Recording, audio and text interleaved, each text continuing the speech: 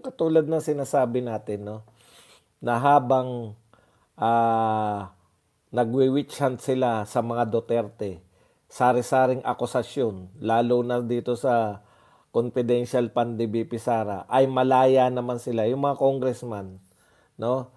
Habang daw, sila ay, katakot-takot na akusasyon yung ginagawa sa mga Duterte, sa isang banda naman ay tahimik sila na nagtatrabaho dito po sa mga maanumalyang flood control projects. Pero tandaan po ninyo, hindi lang po to flood control projects.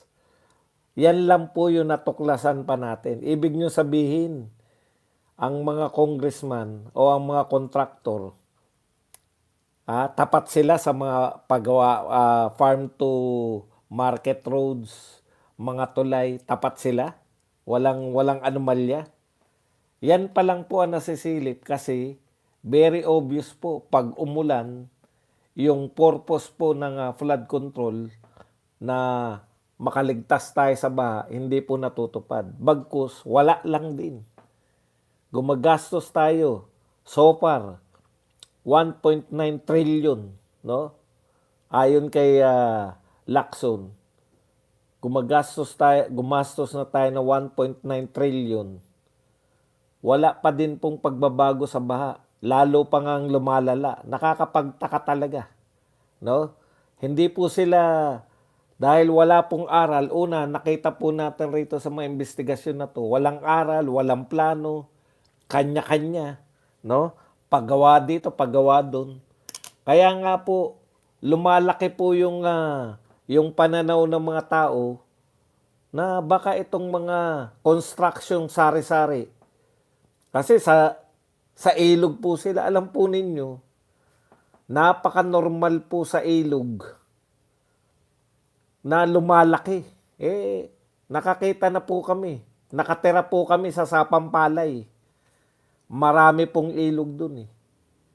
Pag mga malakas talaga, kaya nga bawal tumira sa mga tabi ng ilog. Napaka-normal po niyan, lumalaki po ang tubig, no? Sa mga ilog pagka umuulan. Kita nyo po, buhat nung nagpatayo sila ng mga flood control projects, tumindi po yung pagbaha. Baka hindi po ako engineer. Pero kung may normal flow po yan na alam natin, halimbawa po itong ilog, ganito kalaki. Pag lumalakas ang ulan, lumalawak siya. Tapos ngayon, pipigilan mo, liliitan mo yung ilog dahil nagpapatayo ka ng mga flood control. Saan pupunta yung mga nakukuha po ninyo? Simple lang. Kung dati, wala kang tinatayo dyan sa mga gilid ng ilog, hinahayaan nyo lang sila na lumaki siya, nag-a-adjust na po yung mga tao dyan. Pero ginawan nyo nang niliitan nyo yung mga ilog. Nilagyan nyo ng harang. Nilagyan nyo ng harang dito. Dati, tumataas yung ilog. Walang mga bahay naman dyan. Pero kung nilagyan nyo na ng harang, ganyan na lang kaliit yung ilog dahil nilagyan nyo ng mga flood control ek-ek. Tapos lumaki yung tubig. Saan po pupunta yun? Yun po yun. Nawawala po yung natural na pag-a-adjust ng mga ilog. Kaya ako naiisip ko rin.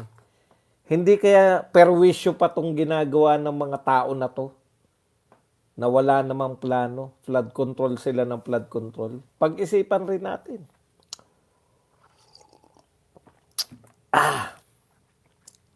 Alam nyo po, uso. Kung sino-sino po nagsasabi, ito palpak, ito palpak. Ang wala po tayong nakikita, na kada kapalpakan, wala pong accountability. Sino po ang dapat managot? Pinupunteriya lang natin, ito lang, mga kontraktor lang. Masarap punteriyahin. Parang si Janet Napoles. yung istorya ni Janet Napoles, kaya siya nakakulong ngayon, nagtayo ng mga peking NGO. Gawa kayo ng NGO, popondohan. Sino magpopondo? Mga senador, mga congressman. Peke yung mga NGO. Nauso po yan dati. O, yan po yun. Kaya po may pork barrel yung mga tutulong sa mga peking NGO. Maglalakas loob ba yan si Napoles nang wala siyang backer ng mga congressman at senador? Ganun lang din po yan. Kita nyo, nakakulong si Napoles. Mukhang ganyan din ang punteriya nila eh. Contractor lang.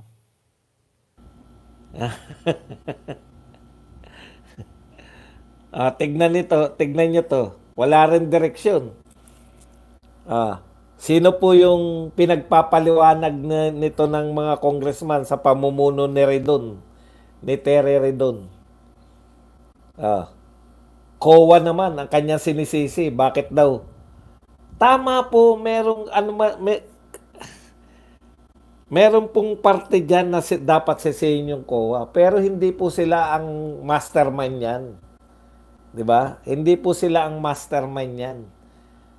Congressman Redon. Hindi po yung COA. Okay. Kaya ako, sabi ko nga, ipaubaya na natin yan. Pakita lang po natin kung sino po yung mga sumasawsaw. O, katulad po nito, si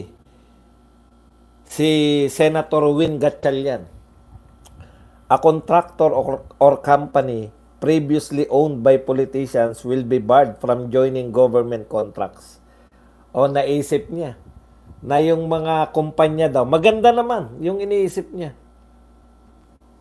Maganda naman yung sinabi niya. Kaya lang, bakit hindi mo yan naisip? Buhat nung nakaupo si Marcos, senador ka na eh. Di ba?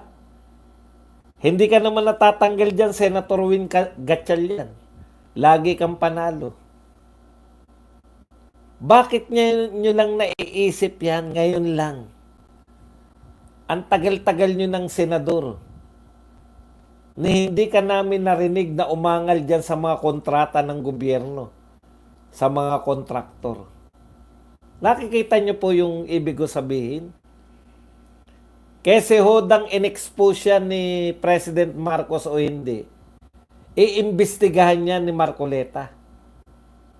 Parang ang tagal na nga ni Marcoleta, nagulat din ako, 1 buwan at 3 weeks pa lang pala siya. Wala pa pala siyang 2 months. Yan yung sinasabi natin sa inyo na sausaw na naman kayo. Si Erwin sumausaw. Tignan nyo po bakit mali po yung sinasabi ni Erwin. Halimbawa, kinasuhan na ngayon na kinasuhan. Tapos walang matibay na ebidensya. Kinasuhan. Makakapangatwiran pa po yun eh. Bakit? May kaso na po kami sa DOJ. Kinasuhan na po kami. Hindi na po namin hindi na po namin masasagot yan kasi po sub judice. Di ba? Ikakatwiran na nila sub judice dahil may kaso na sila eh. Yun yung kakatwiran nila. May kaso na po kami. Baka masub judice po kami. Imbitahin nyo man yan sa imbitahin nyo man yan sa Senado, sasabihin lang nila, kada sasagot, sub judice po kami. Kinasuhan na po kami sa DOJ. Hindi na po namin sasagutin yan. Kita nyo? Akala nyo wala lang yung mga ganyan? Halimbawa ngayon kinasuhan, tapos malabnaw naman yung kaso dahil wala namang ebidensya. Hindi na sila mapipigagano dahil sasabihin sub judice. Kaya wag na kayong makialam sa investigasyon ni Marcoleta. Ngayon, kung talagang importante sa iyo yan, yung mga kontraktor, Win Gatchalian, bakit hindi mo sinabi noon? Maganda po yung sinabi ni Mayor Benjamin Magalong sa hamon nito ni Abante na magpakita siya. Ito po ang sinabi, huwag nila akong tratuhing akusado. Ito ang kondisyon ni Baguio City Mayor Benjamin Magalong kasunod ng panawagang tumistigo sa pagdinig ng Kamara tungkol sa maanumalyang flood control project. Handa siyang humarap sa pagdinig. Huwag nila akong tratuing akusado kasi resource person. So, ibig sabihin, pabayaan nila ako magsasalita muna bago yung interpellation. Yan yung wala sa mga unang investigasyon eh. Yes or no lang. Puta, paano paliwanag kung yes or no lang ang gusto nyong sabihin? Yes or no lang daw. Diba? Ang dalas na natin yan. Lalo na kung nariyan si Abante. Yes or no lang ang gustong sabihin. Hindi nga resource person ang gusto nila, kundi akusado. Mabuti pa, eto na lang payo ko sa inyo. Kasi hindi papayag si Magalong kung yes or no lang eh. Mabuti pa, ang imbitahin nyo na lang si Models of Manila.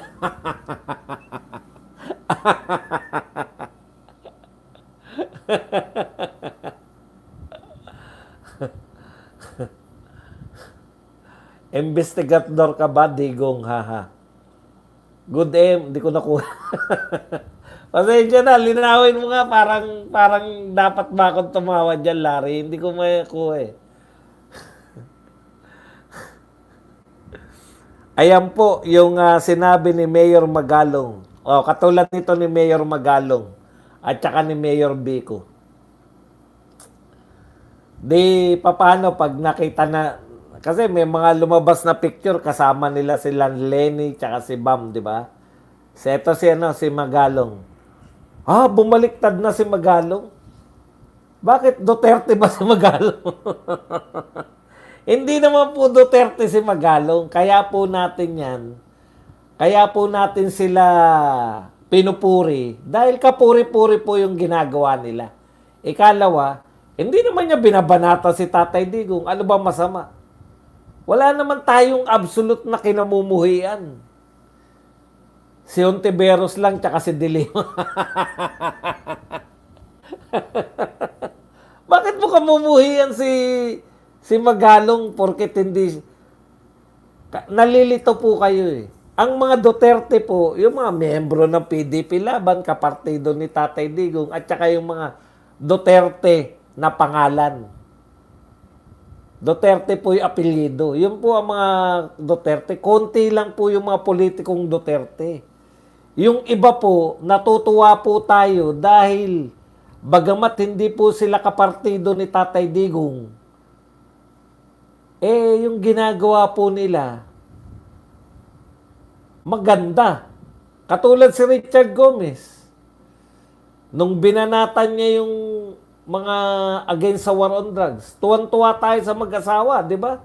Hindi naman sila Duterte. Pero masama ba yun? Pinupuri nila yung war on drugs? Kaya ganyan, si Tatay Digong nga nagtanong ng investigador ka ba? Saan? Nakalimutan ko na yung ano na yan eh. Yung tagpo na yan eh. Yung kay Franz Castro? Yung kay Franz Castro ba? Yung umating siya sa Quadcom? Oo nga.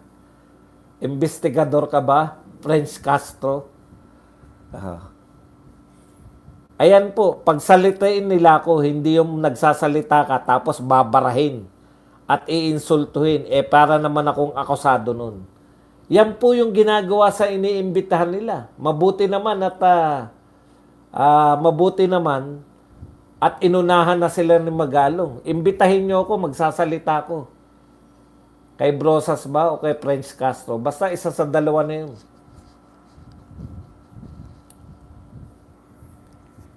Nakita na ni Magalong yan kung paano yung mga resource person nila balatubain. Lalo na, nung nariyan pa yung mga sila Mr. Google, si Hopia Paduano, kay Brosas pa. Sir Baz,